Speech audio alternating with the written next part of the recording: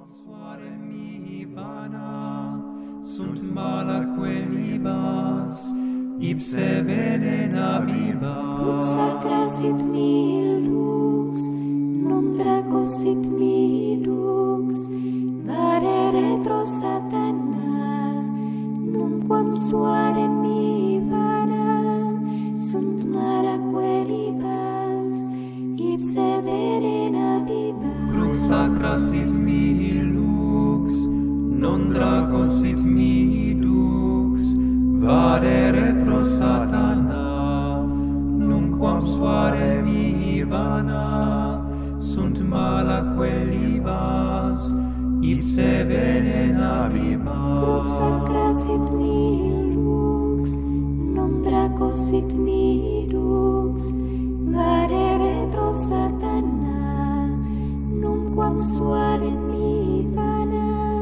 sunt malaque libas, ipse venena bibas. Crux sacra sit mihi lux, non draco sit mihi lux, vade retro satana.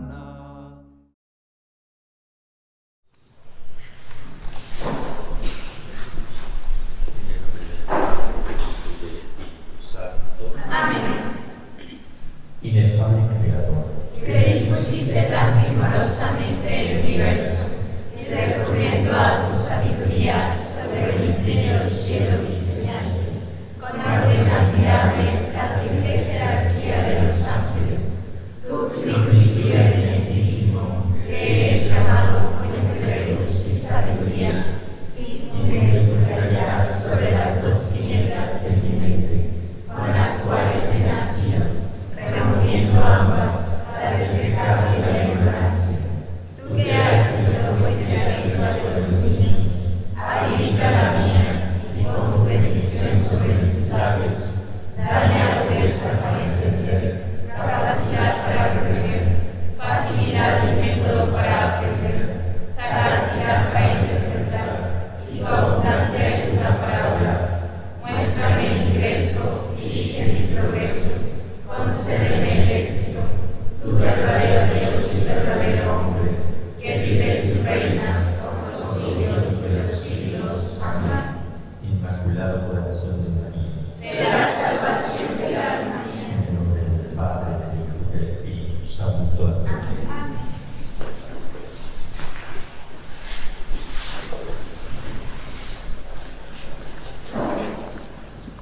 Estamos viendo el tema de las almas errantes, que es un tema muy debatido a nivel pastoral, porque es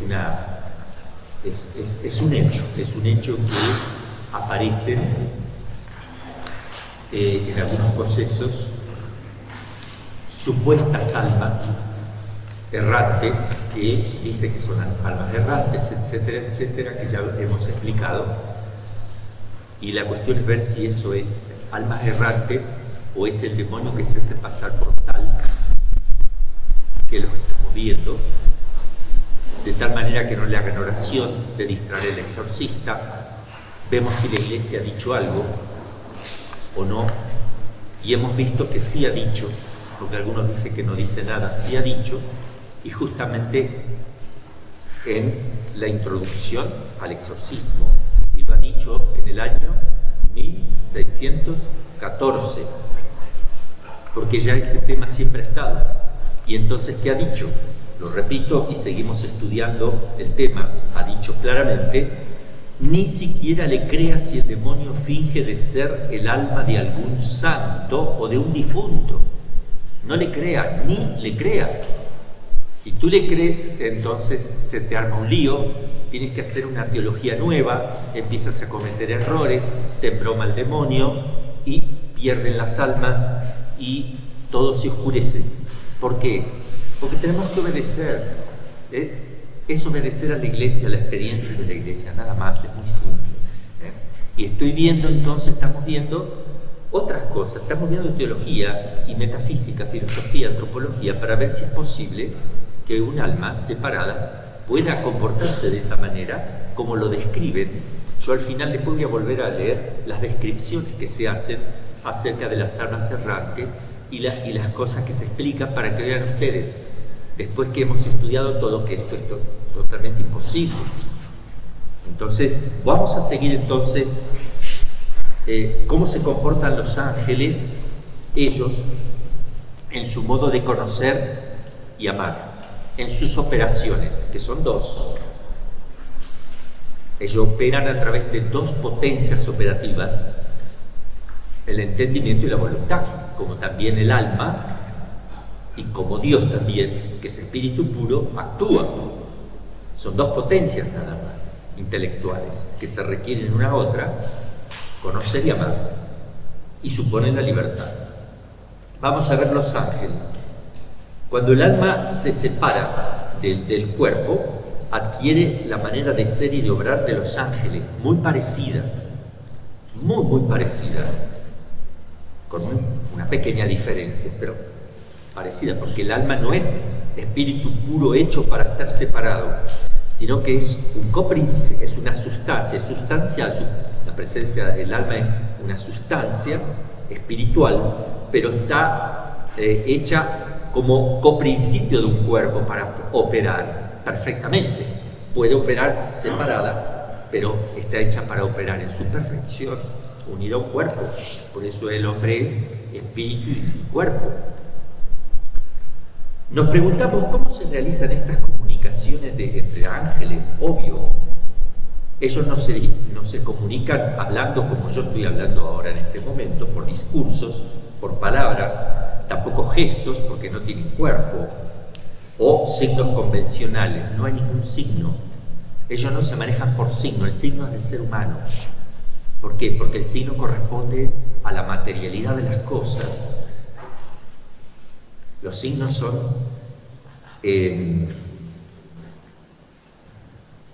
elementos que nos permiten conocer otra cosa. Yo veo el humo y el humo es signo de que hay fuego. Si yo veo humo, digo hay fuego, aunque no lo vea el fuego. Pero esas cosas esos no son modos de conocer de un ángel. Sino que ellos conocen por especie de irradiación o transmisión directa. Es decir, se pasan el pensamiento por especies unos con otros.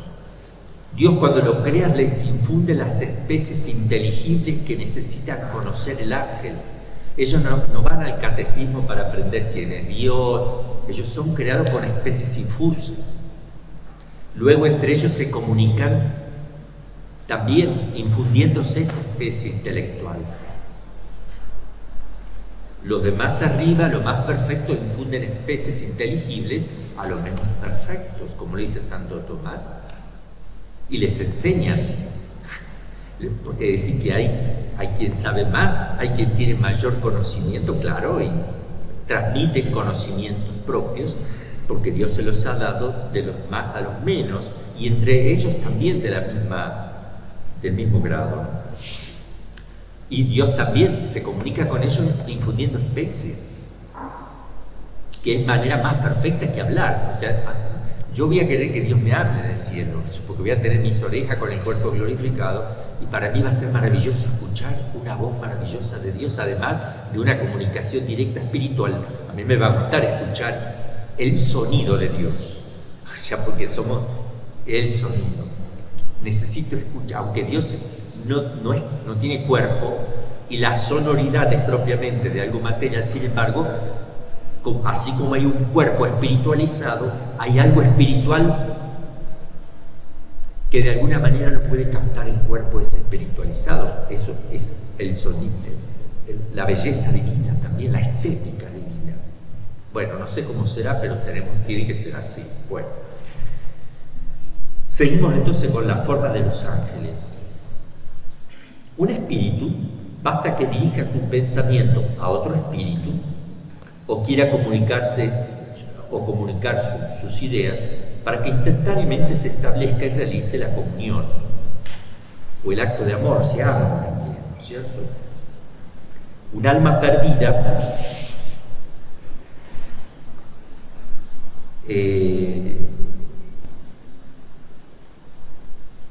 pues ya lo vamos a ver eso. De esta manera, de esta forma, aunque quizás con ciertos matices especiales por la diversidad específica entre el alma humana y los ángeles puros, se verifican las relaciones entre las almas separadas y los ángeles también. Así que los ángeles también se relacionan con las almas separadas. Esto es, en el cielo, en la bienaventuranza, los ángeles se relacionan con las almas, aunque todavía no tengan el cuerpo, después con el cuerpo glorificado. En el infierno también los demonios se relacionan con las almas condenadas. Y en el purgatorio no están los ángeles, pero podríamos pensar que los ángeles de la guarda continúan con ellos. No hay ningún problema, acompañándoles. Podría ser así, no hay ningún problema, pero también puede relacionarse el alma del purgatorio con un ángel. Yo le sigo rezando al ángel de la guarda, no tendré mérito en el purgatorio, pero sí necesito esa comunicación con él para glorificarle.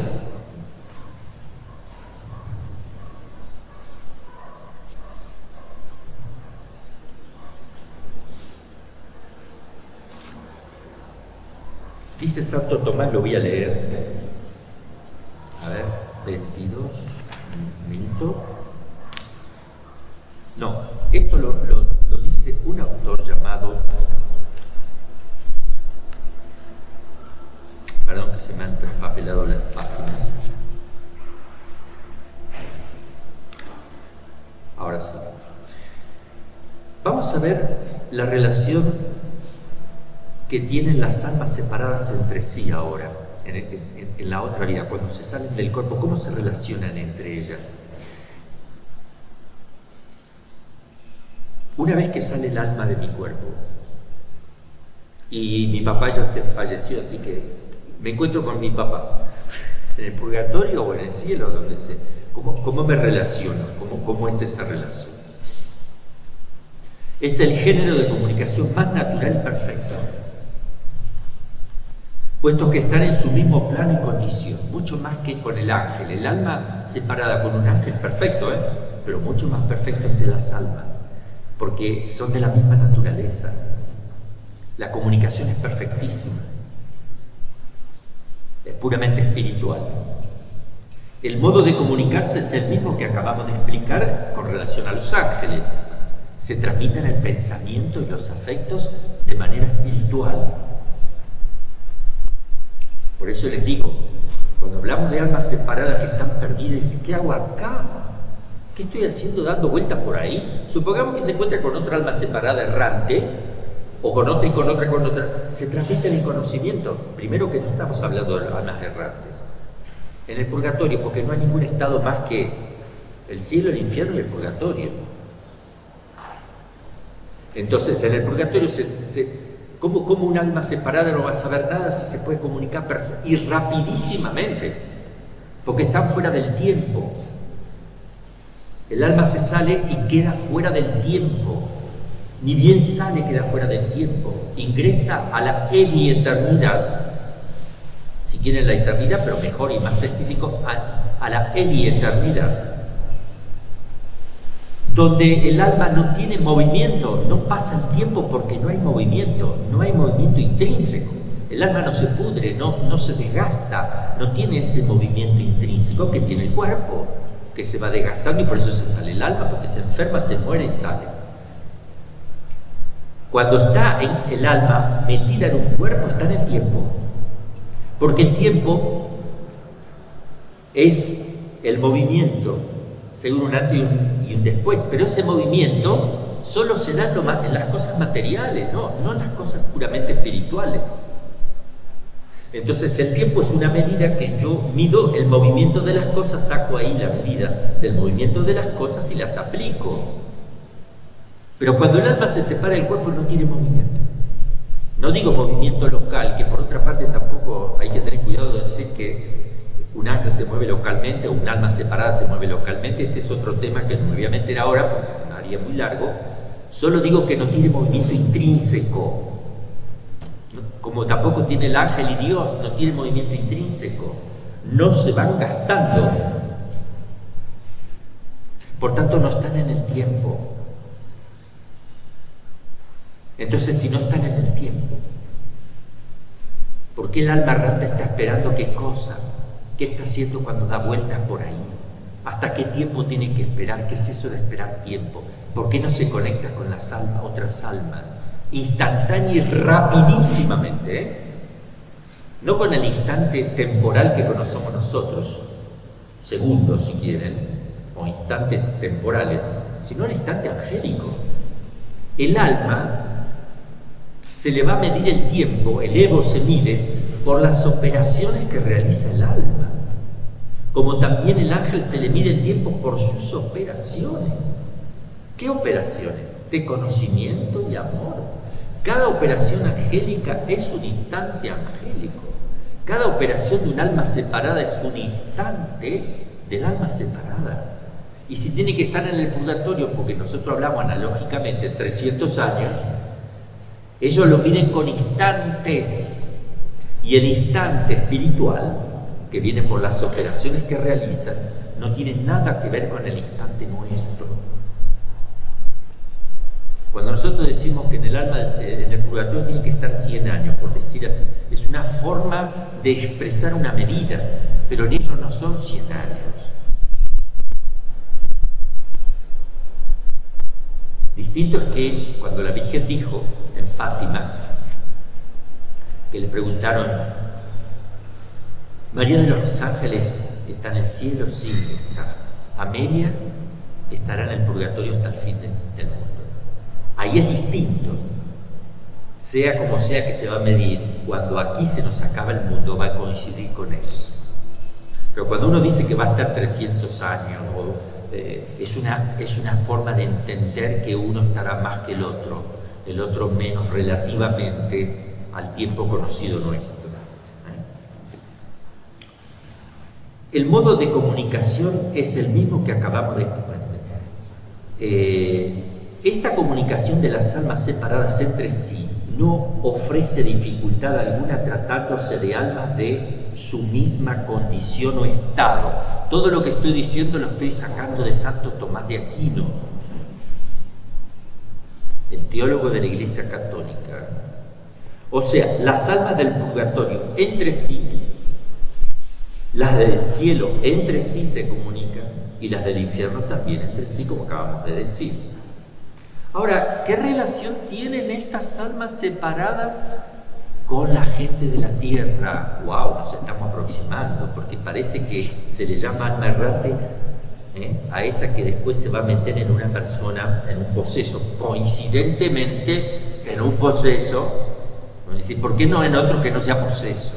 En un poseso. Fíjense, ¿se puede? ¿Qué relación tiene el alma con nosotros? Separada en ese sentido, ¿puede meterse dentro de mi cuerpo? Veamos esto. ¿Qué dice Santo Tomás? ¿Qué dice la Iglesia? Primero ya sabemos qué dijo la Iglesia. Ni le haga caso cuando diga que es un alma o un demonio, un alma o un difunto. No le haga caso y siga el exorcismo. Entonces, con relación a las cosas de la tierra, por ejemplo, a esta mesa, ¿puede moverla? Mi papá, dando vuelta por ahí, ¿puede mover esta mesa? ¿Puede hacer ruido? ¿Puede golpear la pared? ¿Puede hacer algo para llamar la atención? ¿Se puede aparecer? ¿Lo puedo ver? Esto vamos a ver. De ley ordinaria y normal, no pueden las almas separadas relacionarse también con los hombres que viven aún en este mundo como ley ordinaria y normal. A ver, escuchen lo que digo, Pero no es imposible, por especial disposición de Dios, como de hecho consta. Es sí que entonces sí, pero no porque ellos por naturaleza propia la puedan hacer, sino porque tienen una permisión especial de Dios para relacionarse, o porque vienen a pedir oración. Dios permite que se dejen ver como eran en la tierra, tomando del éter una forma, o llamando la atención de alguna manera. Ya lo vamos a ver eso. Milagrosamente, diríamos, se pueden poner en contacto con los hombres y hasta presentarse en forma corporal y visible a nuestros ojos. Santo Tomás lo explica literalmente de esta manera, lo voy a leer, donde en la Summa Theologica, la prima pars, cuestión 89, artículo 8, ad secundum, segunda objeción.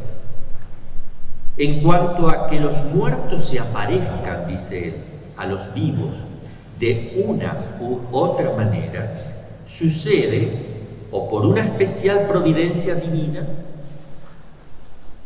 que dispone que las almas de los difuntos intervengan en las cosas de los vivos, lo que constituye un milagro de Dios. Ya es un milagro, para que vean que por cuenta propia esas almitas no pueden meterse en una persona por cuenta propia y hacer lo que, porque están confundidos y aparecen ahí. Bueno, por cuenta propia no,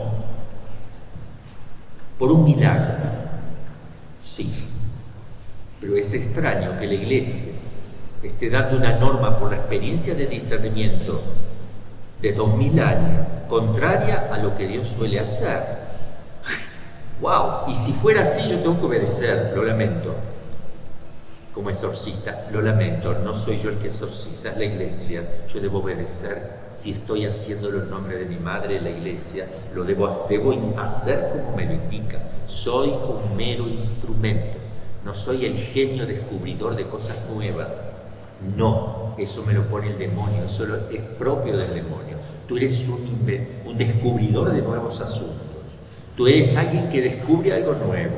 Mira en qué te metes, mira qué maravilla esa alma, cómo la haces felices, hablas, ha descubierto, ellos ahora se dan cuenta quién son, porque ahora empiezan a rezar un Padre Nuestro y dicen, entonces Dios es, sí, mira qué lindo, salvé un alma perdida. Te metes en un campo que no tiene ningún fundamento, es más, es contrario a lo que la Iglesia te enseña, porque ya esas trampas las viene haciendo desde que el diablo. 1614 ya estaba el problema y antes. Entonces sigue diciendo Santo Tomás, perdón que corté aquí, sucede que por una especial providencia divina, bueno, voy a volver a leer, en cuanto a que los muertos se aparezcan a los vivos de una manera u otra, sucede, o por una especial providencia divina que dispone que las almas de los difuntos intervengan en las cosas de los vivos, lo que constituye un milagro de Dios, dice Santo Tomás, o porque estas apariciones se realizan por acciones de los ángeles, buenos o malos. Puede ser un ángel bueno, que está haciendo que reces por el almita del purgatorio también, que toma forma de la persona para que tú reces por. También puede ser un ángel, bueno o malo. El demonio también puede hacer aparecer, mira qué hace acá mi papá, hola papá, jajaja, y se me ríe, me quiere engañar. Entonces tengo que tener cuidado, también lo puede hacer el demonio, aún ignorándolo los muertos. Incluso mi papá ni se entera que el demonio está apareciéndose bajo su figura. Aún ignorándolo los muertos, dice Santo Tomás. Como también los vivos se aparecen sin saberlo a otros vivos mientras duermen. Pone una analogía, así como yo voy, hay alguien durmiendo, yo me aparezco así y se me voy y ni se enteró. Como señala San Agustín en el libro mencionado. Todos los padres y doctores de la Iglesia admiten que las comunicaciones entre los muertos y los vivos no se interrumpen del todo y enseñan también que Dios las permite con frecuencia para su gloria y ventaja de ambas partes. Yo sigo en relación con las almitas del purgatorio porque la Iglesia me pide que yo rece y existe lo que se llama la comunión de los santos. Ellos también se relacionan con nosotros sin necesidad de aparecerse. La relación está. Porque ellos también oran por nosotros, no tienen méritos ellos no ganan mérito por orar por nosotros, pero aman y oran por nosotros porque aman, y además oran por nosotros porque Dios puede hacerles saber que yo también estoy orando para hacerle aliviar y salir más pronto, y además ellos experimentan que la cosa va avanzando más de lo que tienen calculado. ¡Wow! alguien reza por mí, Dios me lo puede hacer saber. Santo Tomás escribió esto: después de la muerte, el alma va al cielo, al purgatorio o al infierno. Punto. Si está en el cielo, puede aparecerse y ponerse en relación con los vivos cuando quiera, conformándose a las leyes generales de la providencia. Se me aparece el Padre Pío, no hay problema, eso sí se puede, cuando ellos quieran, porque ellos no hacen otra cosa que la voluntad de Dios siempre. La Virgen se aparece San José, se aparece el ángel de la guarda, se aparece San Miguel, no hay ningún problema. De hecho, esto la Iglesia lo ha aprobado muchas veces y esto es común, suele pasar. Si está en el purgatorio o en el infierno, acá la cosa cambia. No podrá hacerlo, dice Santo Tomás. ¡Wow! No podrá hacerlo. Conformándose a las leyes generales no podrá hacerlo sin especialísimo permiso de Dios. Es decir, un alma condenada del infierno puede dar un testimonio, pero porque Dios lo permite o lo quiere directamente, como el caso del testimonio que conocemos nosotros de la conversión de San Bruno con el profesor de Clare. ¿Cómo era? Diocre. El profesor Diocre, que para los que no los conozcan, bueno, ya no sé, yo no lo voy a leer porque es un poquito largo, pero es un muerto que da testimonio levantándose 3 veces: por justo juicio de Dios he sido juzgado, por justo juicio de Dios he sido sentenciado, por justo juicio de Dios he sido condenado. Y ahí se convierte San Bruno y algunos amigos de San Bruno, y se van a la Cartuja porque fue un golpe muy fuerte lo que han vivido, tremendo. Menos mal, feliz susto que nos mereció tan gran santo y la Cartuja, el cual Dios a veces lo concede, tal vez para solicitar nuestros sufragios o para inspirarnos un saludable temor a los castigos. Para eso dice Santo Tomás, esto lo dice en el suplemento de la Suma Teológica, en la cuestión 63, en el artículo 3, para los que quieran ir a verificar. Recordemos el caso de San Bruno, bueno, acá lo pongo también. Estas comunicaciones entre los muertos y los vivos pueden ser de varias especies y pasar desde una simple inspiración a la más real de las apariciones. También puede aparecerse un difunto. La mayoría de las veces parece que los espíritus se ponen en contacto con nosotros a base de inspiraciones, presentimientos, internas mociones. También, mi papá él también puede hacer que, si está en el cielo, puede hacer que yo tenga un pensamiento bueno. También puede colaborar a eso. Eso quiere decir aquí.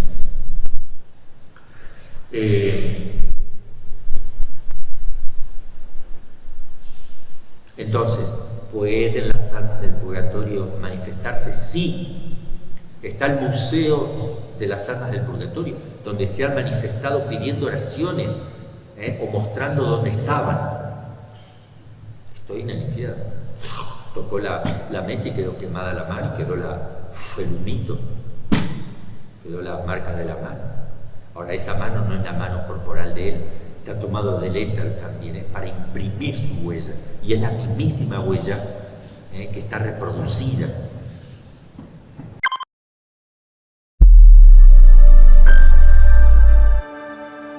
Somos Frisidim.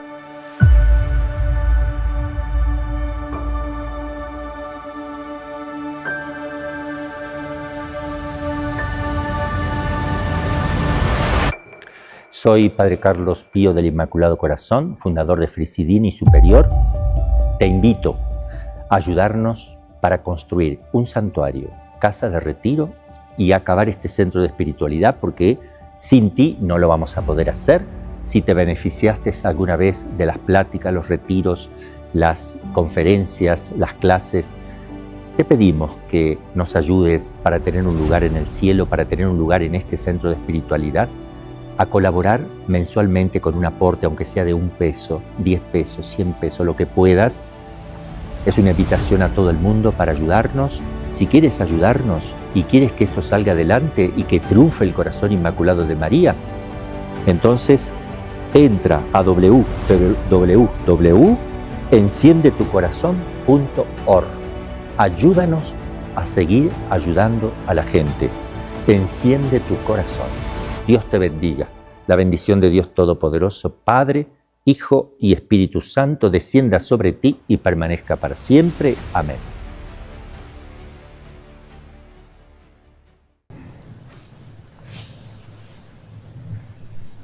El Padre Pío tenía las almitas, hablaban con él del purgatorio pidiéndole oración, el ángel de la guarda, los ángeles en general.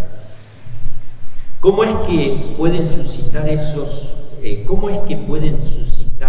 eso en nosotros? Es un misterio. Además, parece que los espíritus conocen el modo de poder influir sobre nuestra fantasía, nuestras pasiones y emociones. Y por más que esta acción sea secreta, no lo es tanto que no la pueda sorprender, al menos en algún instante. Ya les voy a poner un caso también del vuelo que ya lo habíamos mencionado, de un avión, en fin. Hay un autor llamado John Arthur Collet, que en el apéndice de su obra I nostri defunti nel cielo, nel purgatorio, en ese libro, es un italiano, reflexiona de esta manera, voy a leerlo. ¿No habéis advertido nunca ciertos hechos extraños en vuestra vida interior que no podéis explicar? Con frecuencia durante el tiempo de un trabajo, de una conversación, de una circunstancia crítica, ¿ha impresionado vuestra inteligencia una idea imprevista o ha aparecido en el horizonte de vuestro espíritu un pensamiento surgido de repente, sin motivo o relación alguna con el curso normal de las reflexiones o de las ocupaciones del mundo? Fue un buen pensamiento, un consejo cariñoso, una excitación, una resolución virtuosa, arrojada allí como al acaso, en medio de las más extrañas preocupaciones. Pues bien, aquella luz imprevista no procede de vosotros mismos, que pensabais en cosas completamente ajenas. ¿Ha venido del más allá, de vuestro ángel, o acaso de alguno de vuestros caros difuntos, de la Virgen María, de Jesucristo, de quien sea, que está en el cielo, que permanece a vuestro lado para ponerse en contacto en el momento oportuno con vuestra alma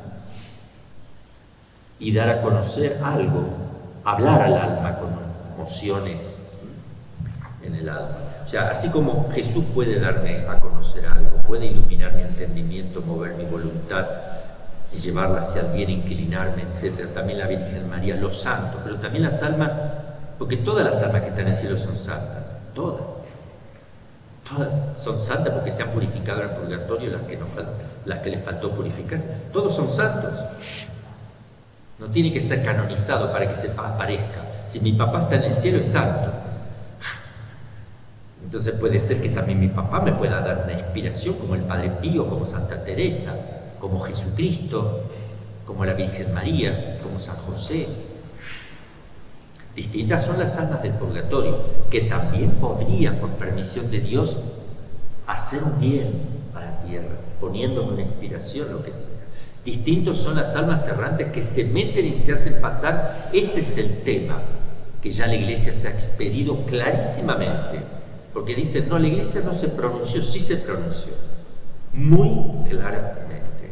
Y justamente en la introducción del primer ritual escrito de la Iglesia del 1614, con las introducciones, número 14 de las introducciones, de las precauciones tomadas de todos los siglos pasados de la Iglesia, de toda la experiencia que la Iglesia ha tenido. Te está diciendo, ni crea cuando diga que es un alma de un difunto, ni creer.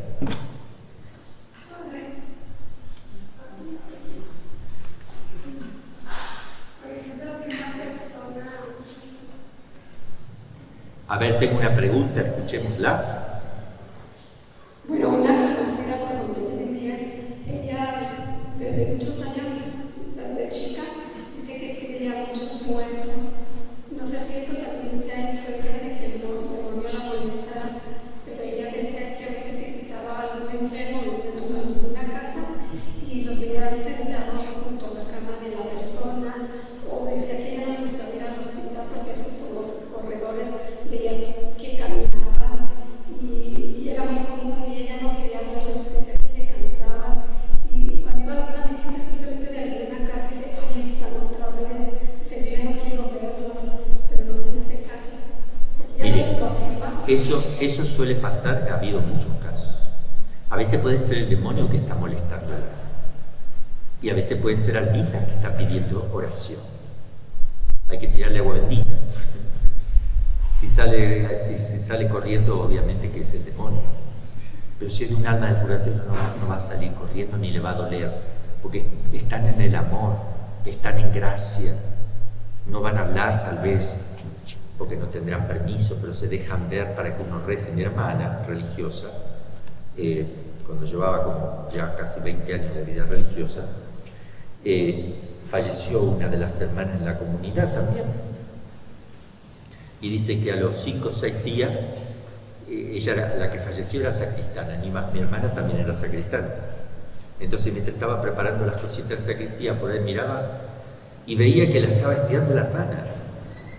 La espiaba así, y cuando mi hermana la veía, primero se dejaba ver un poquito y no había nada. Y así continuamente, 5 veces al día, por ese.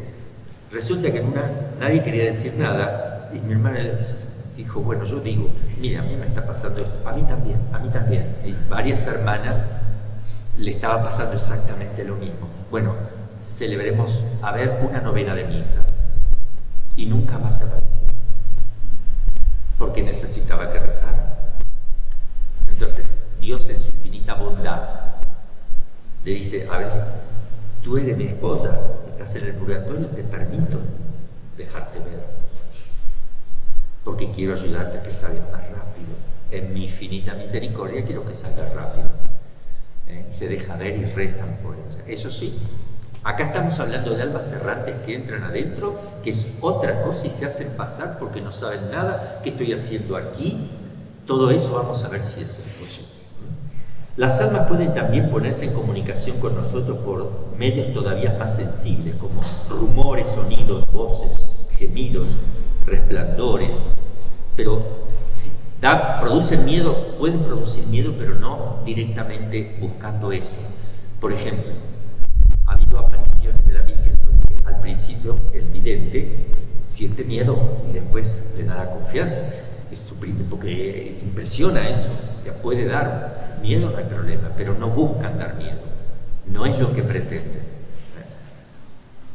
Y cuando todo eso no fuere suficiente para su objetivo, pueden aparecerse también, como lo acabamos de decir, como las apariciones en el vuelo 401 del cual de Eastern Airlines, que yo le estaba diciendo que en Miami en el año 72 se cayó un avión, y después con unos pilotos que se empezaron a aparecer en todos los vuelos de la empresa.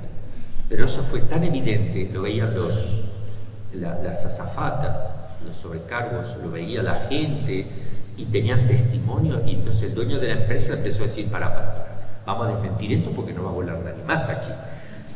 Y les obligaba a callarse la boca, y la gente prefirió renunciar e salirse de la empresa, a mentir. Pero eso fue un caso hasta que empezaron a rezar, y después ya desapareció todo eso. Pero fue un caso muy conocido, objetivo. Bueno, es largo el tema, pero bueno, simplemente se lo digo porque es bastante objetivo. Se han hecho 2 películas sobre ese tema, el vuelo del cuando. Si alguna vez, no, pero no lo vean porque está enfocado desde el punto de vista, yo lo quise ver, a ver, digo, para ver, no, lo enfocan muy humanamente, ¿no? Sin explicación de fondo, buscan parapsicólogo que le explique qué está pasando, bueno, entonces no tiene mucho sentido, pero el hecho es verdadero. Hay un autor, un teólogo llamado Ribert, que en su Mística Divina observa que especialmente las almas del purgatorio se presentan, en general, con el cuerpo que tenían en vida, para ser reconocidos por tal. Obvio que tomado del éter, y con fisonomía que presentaban en el momento de morir. Por ejemplo, el rostro triste, si fue lo último que viste a tu papá con el rostro triste y así murió, bueno, se te va a aparecer con el rostro triste, para que te acuerdes de él. No sé. De tales apariciones están llenas las hagiografías, y las refieren demasiadas personas, no menos estimables por su santidad que por su ciencia, para no dudar, ¿no es cierto? Tenemos el caso de María Sima y tantos santos que han tenido contacto en este mundo con difuntos. También existe en Roma el Museo de las Almas, como yo les decía, del Purgatorio. Otro teólogo, ¿de qué modo el alma de los habitantes del más allá pueden asumir y aparecer con otro cuerpo? A ver si esto es posible. Santo Tomás de Aquino dice que el alma tomaría del aire que la rodea los elementos necesarios, que condensa y dispone de manera que reproduzca la imagen del cuerpo que tenía en esta vida. Entonces, no es el propio cuerpo, no lo tiene. Cuando el ángel Gabriel se presenta delante de la Santísima Virgen, el ángel no tiene cuerpo, toma del éter una figura no cualquiera, una figura inteligente, porque con la figura te está mostrando a nosotros los hombres cosas. Si tiene alas es porque se transporta rápidamente de lugares muy lejos. Te está mostrando que no es de la tierra, pero después aparece como un varón hermoso. ¿Por qué? Porque quiere decir que también piensa como tú, que ama como tú y es libre, pero medio transparente para mostrarte, de colores así como de hermosos colores, etcétera, y con luz, para mostrarte que no es de la misma naturaleza que tú. O sea, te está hablando con la imagen. Entonces, no es que esté el ángel Gabriel delante de la Virgen con su sustancia angélica, sino con sus operaciones angélicas. Ellos nunca dejan el cielo. Como el demonio y Satanás, si quieren Satanás, no deja el infierno. Desde el infierno aplica sus acciones operativas, eso lo hemos explicado, actuando en un lugar, como si estuviera. Te hace hablar y todo, efecto. Entonces, San Gabriel está ahí delante de la Virgen, realmente actuando. Es él el que está emitiendo voces, emitiendo voces. ¿Cómo las emite? Genera ondas sonoras para que en el oído de la Virgen pueda entrar a la voz, si es una visión externa, porque pudo haber sido una visión imaginaria o una visión intelectual, porque hay tres tipos de apariciones.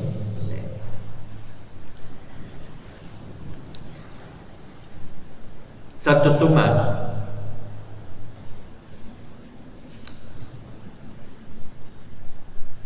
dice en la Suma Teológica Prima Par, cuestión 117, artículo 4, el corpus y la objeción primera. Esta opinión fue confirmada por la misma ciencia moderna, opinión de Santo Tomás de Aquino, de que toma del éter, según la cual nuestro cuerpo sería precisamente un admirable compuesto de todos los elementos que se encuentran esparcidos en el aire, dice la ciencia moderna ahora. Oxígeno, hidrógeno, nitrógeno, cloro, fósforo, azufre, calcio, potasio, magnesio, hierro, etc. Ahora bien, ¿por qué no sería posible a un espíritu inteligente y poderoso reunir y disponer tales elementos según una forma determinada? Si nuestros grandes artistas saben imprimir a la materia formas de clásica belleza, si un pintor puede pintar hermosas pinturas manifestando cosas, dando a entender una casa, un perro, árboles, ríos, montañas, plasmándolo en un lienzo, ¿por qué un santo, un alma, no puede plasmar algo para hacerse ver? Esa es la... ¿Cómo se relaciona un alma separada con el resto de las cosas materiales? Las almas separadas no pueden relacionarse directamente y por su propia virtud con las cosas materiales. Es decir, mi papá no puede hacer nada con esta lámpara, ¿ok? No la puede mover. Si yo me la olvido prendida, no va a hacer esto para que yo ahorre electricidad si está fallecido. No la va a hacer así. Por propia virtud y por su naturaleza, como alma separada, no. Esta es la razón por la cual mi mente, como dice, mira cómo te muevo las cosas con la mente, tampoco. La mente es una potencia del alma, tampoco se puede. Yo les leí el caso de esta satanista, de esta bruja, ¿verdad? Que movía cosas con su mente, porque está probado eso, pero no era con su mente. El demonio dijo, estúpida, soy yo que te lo hago creer, y tú te crees que tienes todo el poder, idiota, qué sé yo. Bueno, ustedes lo conocen. Santo Tomás dice que las almas separadas no podrían hacer estas cosas con su sola virtud natural, sino que necesitan recibir un especial poder de Dios. Si Dios se lo permite a mi papá o le manda hacerlo, él la va a pegar. Pero por propia virtud no, aunque esté en el cielo, porque no tiene la capacidad el alma de hacer eso si Dios no le da esa capacidad. Sería un milagro. Pero por propia naturaleza el alma no puede tocar lo material. Está hecha para unirse a su propio cuerpo y no otro cuerpo, ni otra cosa material, a su propio cuerpo.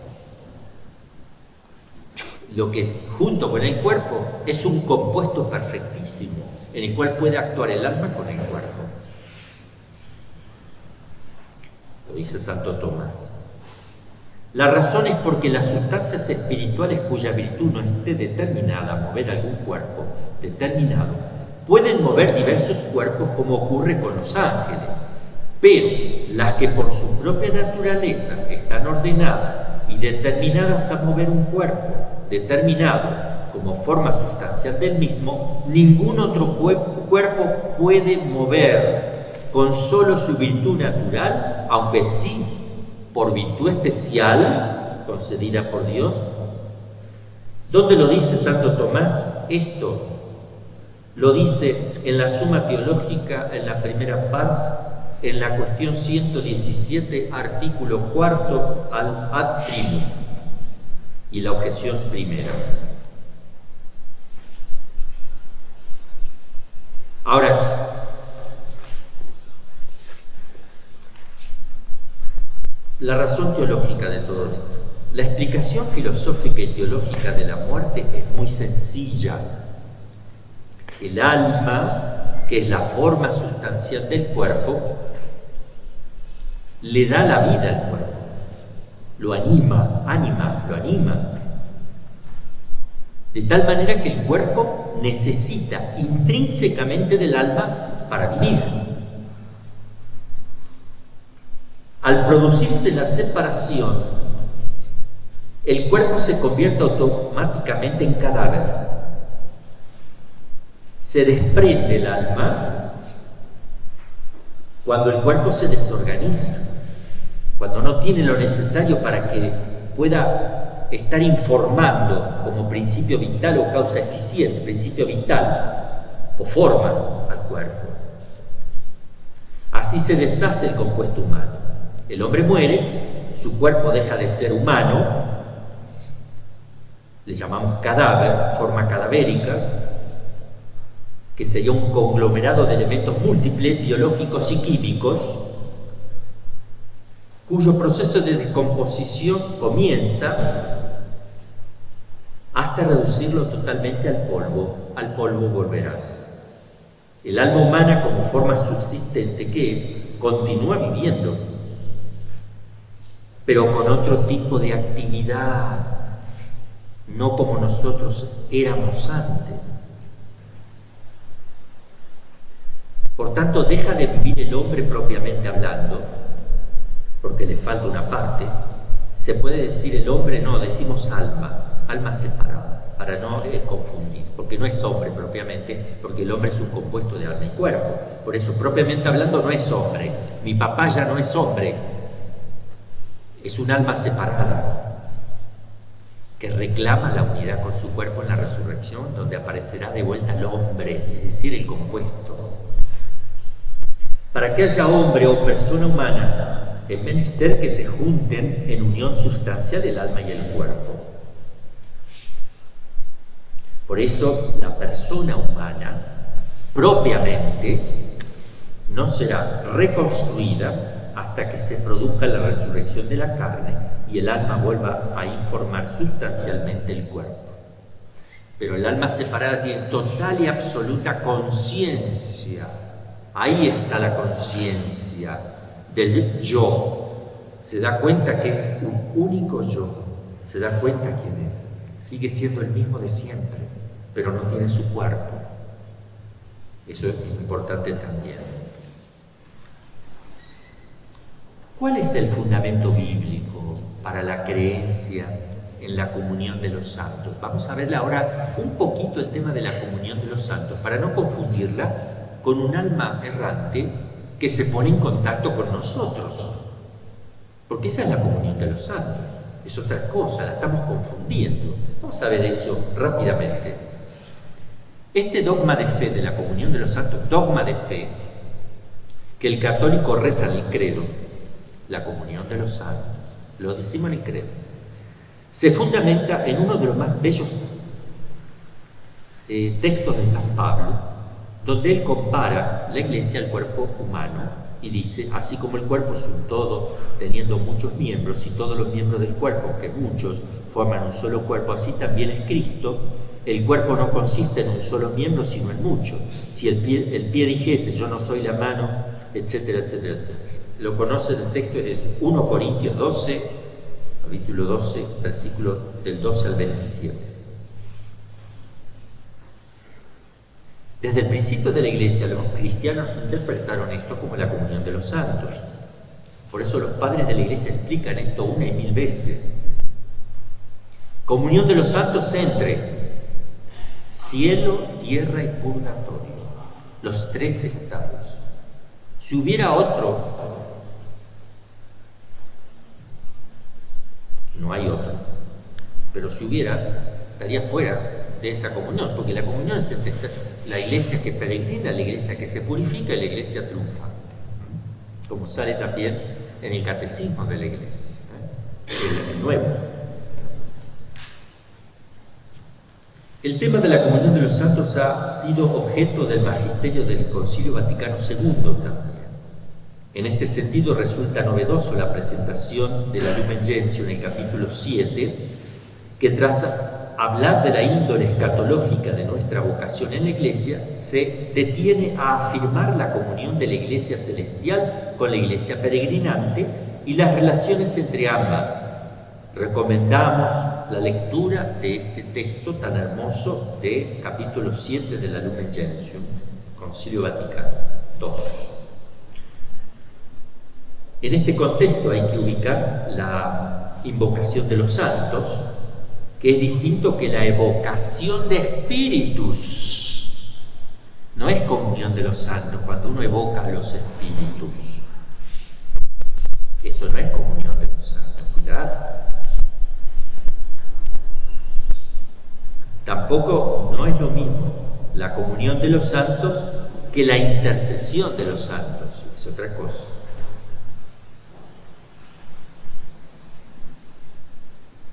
O la oración por los difuntos.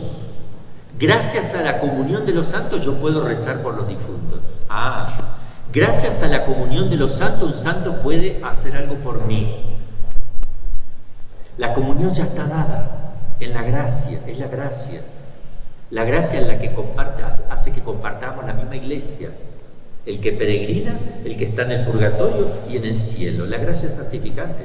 Y porque tiene la gracia santificante, ahora sí, un santo podrá tener influencia sobre mí. Yo sobre un santo dándole gloria en una novena, yo ante un alma del purgatorio para ayudarla a salir de sus faltas.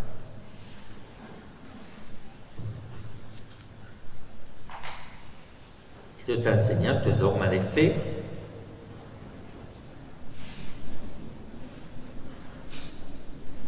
Con la muerte del cuerpo termina para el alma el tiempo de la prueba. Esto está definido por fe. Cuando el hombre muere, cuando se sale el alma, se terminó toda prueba. Y entonces las almas errantes que están siendo probadas por Dios, porque todavía no están preparadas, dice, entonces porque tienen cierto odio, rencor con la gente, no aceptan la muerte, se termina toda prueba. No entra, no encaja. Se termina el estado de viador, dicen los papas en distintos concilios. El estado de viador termina con la muerte. Y se mete en el estado de término, donde ya no se puede merecer absolutamente nada,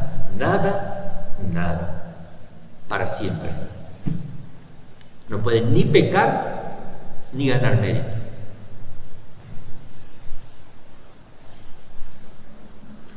Esta conclusión que acabo de decir es de fe divina y católica, implícitamente definida. Otros dicen que no es explícita, pero es implícita al menos. Errores y herejías que han habido, ahora van a darse cuenta. Los partidarios de la metempsicosis, o la teoría de la transmigración de las almas de unos cuerpos a otros, nos estamos metiendo de lleno. Es una herejía. De hombres o animales, o incluso a plantas y minerales, según sus méritos o deméritos. Cuidado con esto. Esta teoría de la metempsicosis, francamente herética, parece tener su origen en la India, que pasó del brahmanismo al budismo y de allí a Grecia, donde fue defendida por Pitágoras, por Empédocles y Platón, de quien aprendió luego Plotino y los neoplatónicos. Se filtró eso. En el siglo XVIII comenzó a propagarse en Occidente y todavía hoy la defienden los llamados espiritistas, los teósofos sobre todo. Esta aberración recibe también los nombres de palingénesis o nuevos nacimientos y de metensomatosis o nuevas reencarnaciones. Hay que tener cuidado. Ojo que no es exactamente lo que dicen de las almas errantes, pero hay un parentesco aquí ya. Cuidado, nada más que eso. En el siglo VIII comenzó a propagarse en Occidente y todavía... ya lo dije. Otro error. Los defensores de la amnistía final, incluso para los demonios y condenados. Va a haber una amnistía. Bueno, le perdonamos a todos de vuelta, empecemos de vuelta. Lo que llaman la apocatástasis pantón.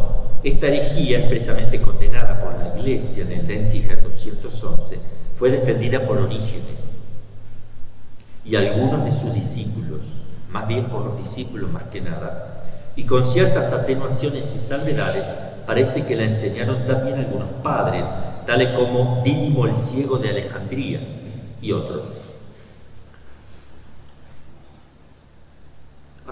Son partidarios de estas cosas algunas sectas protestantes, sobre todo los anabaptistas y socinianos, y los liberales modernos. Giovanni Papini también, en su obra El Diablo, antes de su conversión, también enseñaba esto, por si lo conocen, al italiano Papini.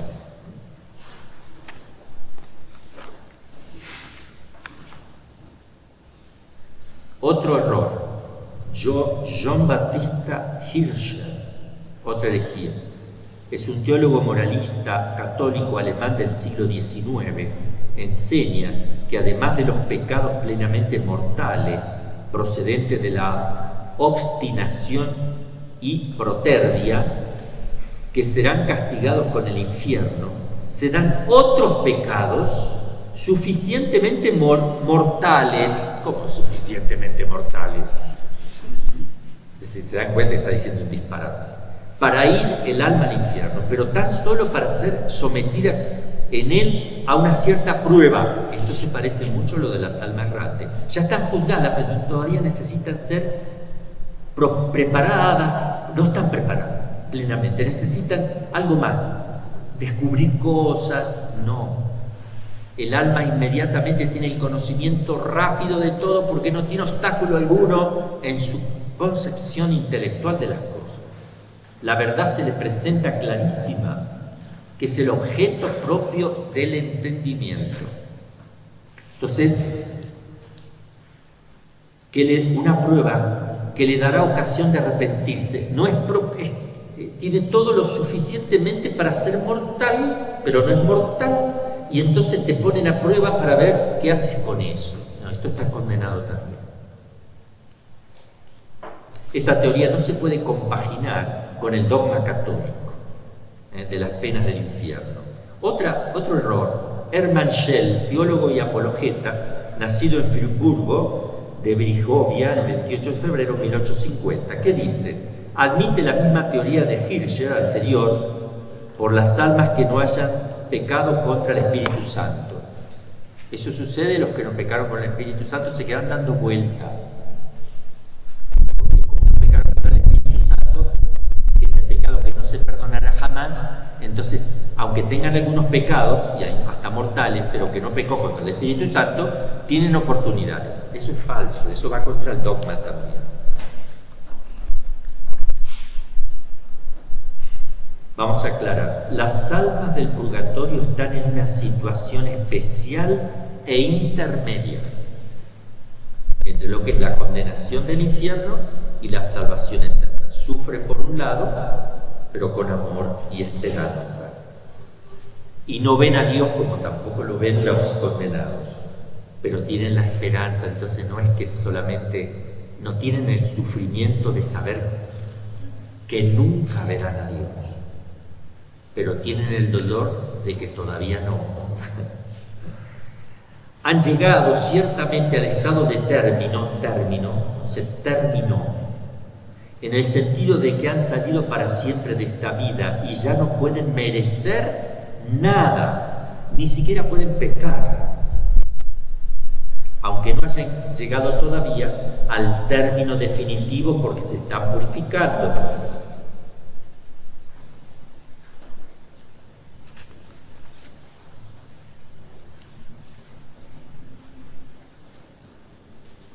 El Papa Benedicto XII escribe esto: definimos que las almas de todos los santos que salieron de este mundo inmediatamente después de la muerte y de su purificación están y estarán en el cielo y poseen la vida eterna. Definimos también que las almas de los que mueren en actual pecado mortal, inmediatamente después de la muerte, descienden al infierno. Punto. Inmediatamente, esa palabra es la que pone el Papa. Inmediatamente. No se quedan dando vuelta. Y también el Papa León X, en el Concilio de Letrán V, dice así, las almas del purgatorio no están ciertas de su salvación. Está condenando esto, está condenando los que dicen esto. Las almas del purgatorio no están ciertas de su salvación. Y es lo que dicen, que andan errantes y no saben qué pasó. ¿Ven? Está condenado esto también. Repito, el que afirma que las almas del purgatorio no están ciertas de su salvación, al menos no todas, y no está probado por la Sagrada Escritura ni por razones teológicas que no pueden merecer ya más ni aumentar en la caridad, sea anatema.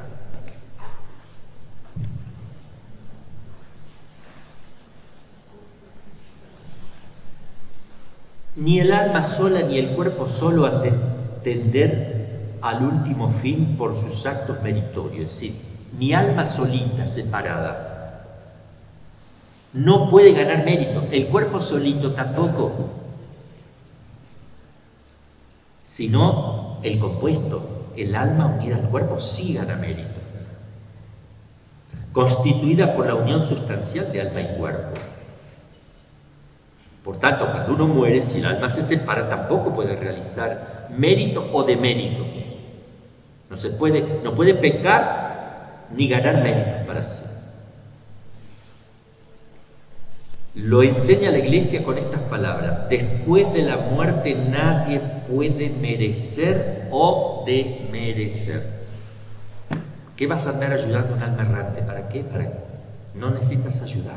¿Qué vas a ayudar? Tiene todo clarito. Y no hay almas errantes. Ha terminado para el alma el estado de viador y ha entrado para siempre en el estado de término. El momento de la última decisión.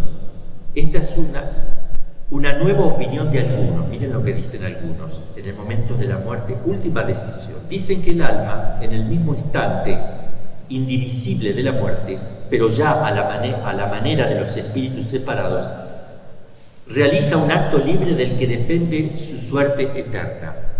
O sea, algunos afirman que el alma se sale. Ni bien sale, realiza el acto que ahí define su eternidad. Falso.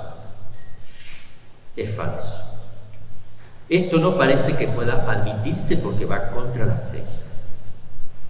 Porque ese acto equivaldría a una decisión final después de la muerte.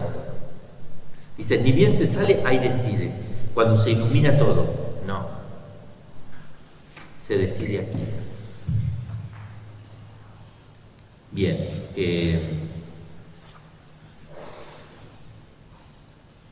Ahora vamos a verlo. Vamos a probar por la existencia del juicio particular la imposibilidad de estas almas errantes. Al separarse del cuerpo, el alma humana es inmediatamente juzgada. Inmediatamente significa que no hay ningún espacio de tiempo. Y del otro lado no existe el tiempo. Es un instante, no hay una operación. Para que haya un instante del alma separada, tiene que haber un pensamiento o un acto de amor. Si se salvó. Si hace un acto de pensamiento y de amor, son 2 instantes. Y ya no es inmediato. Esos instantes son rapidísimos, más que los instantes nuestros, ¿no es cierto? Pero ya no es inmediato, porque alcanzó a pensar algo. No, tiene la evidencia de todo. Ese es el juicio. Se aclara, es una luz, todo al instante. Entonces dice que las almas andan con rencor, no quieren perdonar a quienes le hicieron daño, no aceptan la muerte, están razonando, no saben qué hacen. ¿Cómo van a razonar si no tienen el cuerpo? ¿Cómo van a estar dudosas? No hay dudas. Me da lástima porque yo tengo muchos sacerdotes amigos que han caído en esto. Por eso, insisto, han caído en esto y a partir de que aceptan esto, no saben discernir correctamente porque se les arma un lío en la cabeza. Se les arma un lío, porque meten otra cosa que no es.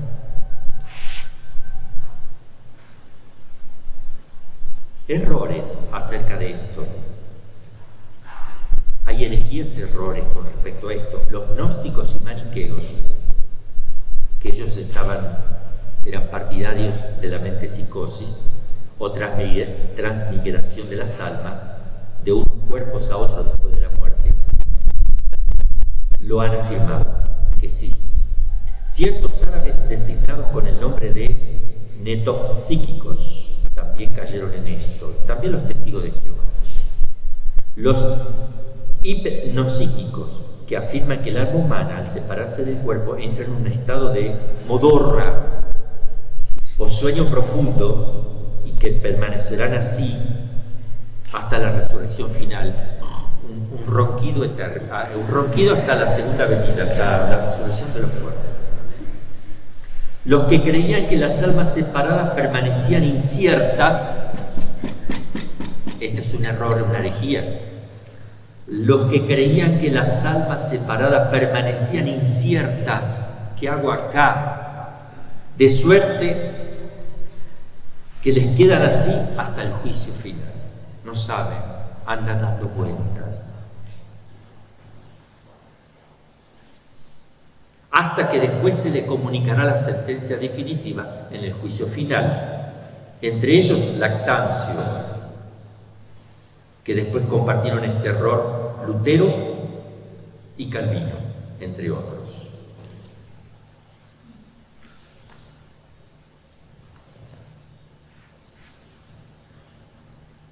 Vamos a ver en la Sagrada Escritura si encontramos algo, en el Magisterio. Les estoy dando muchas cosas. Después van a ver que vienen cosas muy lindas también, muy claras.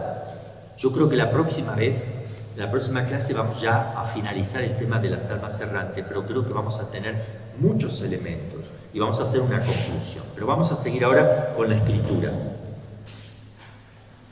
La Iglesia nos enseña de manera contundente e inequívoca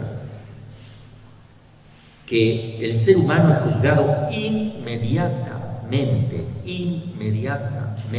y sabe todo, ya se terminó.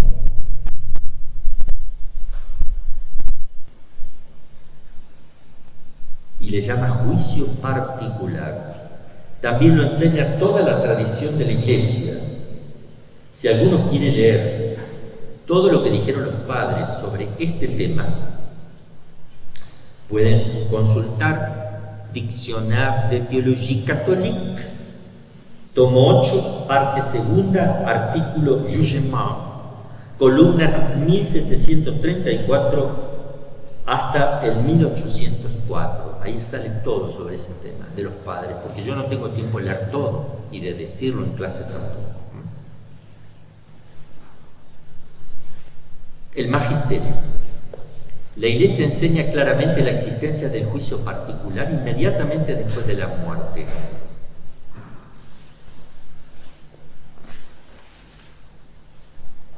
El catecismo famoso, el famoso catecismo de Trento, que es válido también, no es que cambió, es el mismo.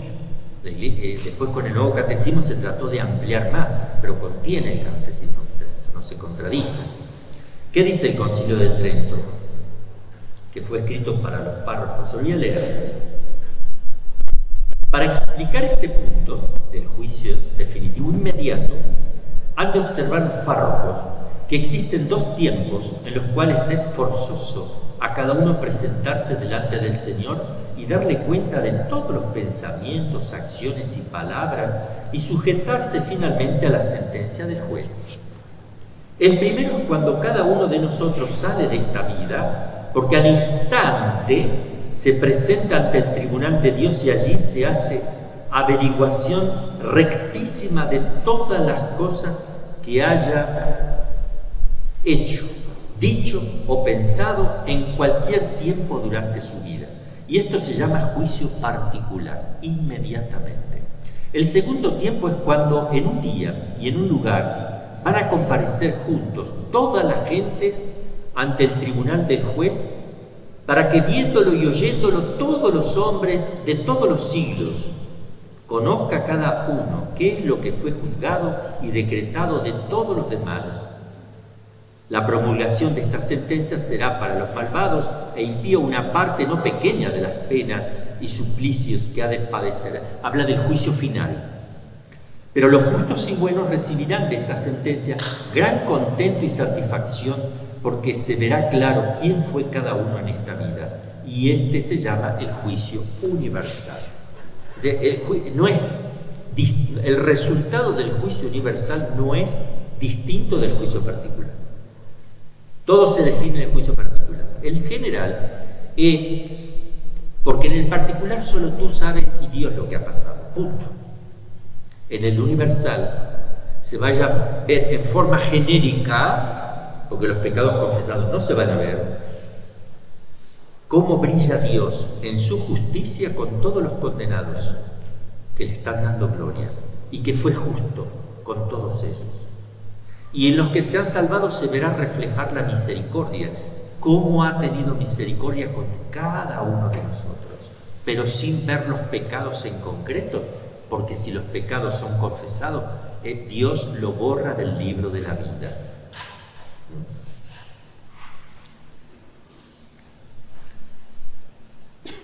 También lo enseña esto que acabo de decir el Catecismo de la Iglesia Católica, el Nuevo Catecismo. Y Santo Tomás lo explica, lo voy a leer completo, es cortito, son 3 párrafos, pero creo que es importante escuchar la palabra de Santo Tomás en el suplemento capítulo 88, cuestión 88, artículo 1, ad primum, y también en el Contra Gentiles, en la Suma contra Gentiles, el cuarto libro, en la cuestión 96. También en el cuarto Contra Gentiles, en el primer libro, cuestión 91, y también sale esto en la Suma Teológica, en la tercia parte, cuestión 59, artículo 5, y el suplemento, cuestión 69, artículo 2. Lo voy a leer. Cada uno de los hombres es una persona particular y un miembro de todo el género humano. Por lo mismo, ha de ser sometido a un doble juicio, uno privado y en particular, que sufrirá inmediatamente después de la muerte para recibir el premio o castigo que merezca por su conducta mientras vivió en su cuerpo. Aunque no de una manera completa y total, ya que solamente el alma será premiada o castigada, no el cuerpo, que permanecerá en el sepulcro hasta la resurrección de la carne. El otro juicio lo sufrirá el hombre en cuanto miembro y parte de todo el género humano, el juicio final, ya que aún en la humana justicia se dice que alguno es juzgado cuando se juzga a toda la comunidad de la que forma parte.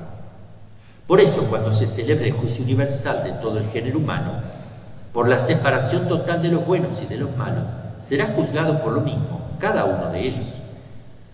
Ni puede decirse con ello que Dios juzga 2 veces a un mismo hombre. No es 2 veces, son 2 formas distintas, ya que no impone 2 premios o penas, una por solo la virtud o pecado, sino el premio o castigo que antes del juicio final se había aplicado, el juicio particular.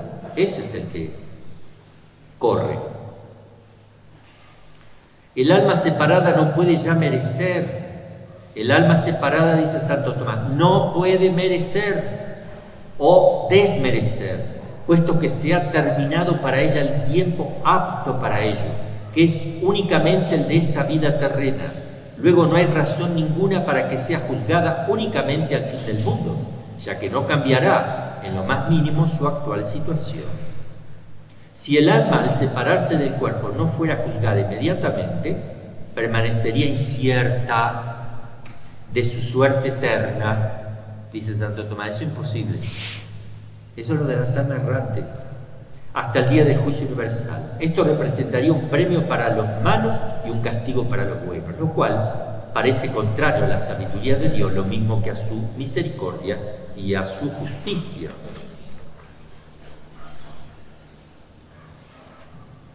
El juicio particular consistirá sustancialmente en la intimación, rendición de cuentas, ordenado imperativamente por la autoridad competente. El tiempo. Vamos a probarlo por el tiempo, que es imposible lo de las almas errantes. Ellos están fuera del tiempo, dijimos.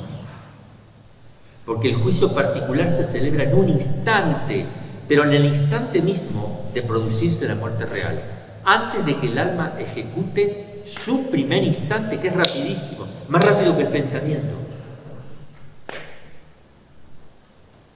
El instante del alma separada es como el instante de los ángeles. Antes que realice un primero, está juzgada. O sea, en el momento mismo en que el alma se separa del cuerpo, En ese momento es juzgada el alma y recibe la sentencia irrevocable de su destino ultraterreno. Por eso cuando pueda decirse en verdad de alguien que ha muerto, puede decirse también con toda certeza que ha sido juzgado. Si tú dices, se murió, debes decir, ha sido juzgado. Esta verdad es absolutamente cierta y hasta pertenece a la fe católica. Acá vamos a dejar para la última clase, que vamos a terminar con esto de las almas errantes. Vamos a hacer una conclusión. Algunos me piden que hable de las cuestiones intergeneracionales, etcétera, que tengo que... Es otro tema que vendría aparte, pero no lo voy a hacer inmediatamente porque me voy a perder el orden de las cosas en el campo de los exorcismos. Luego lo vamos a ver un poquito más adelante si nos da el tiempo. Damos gracias al Señor.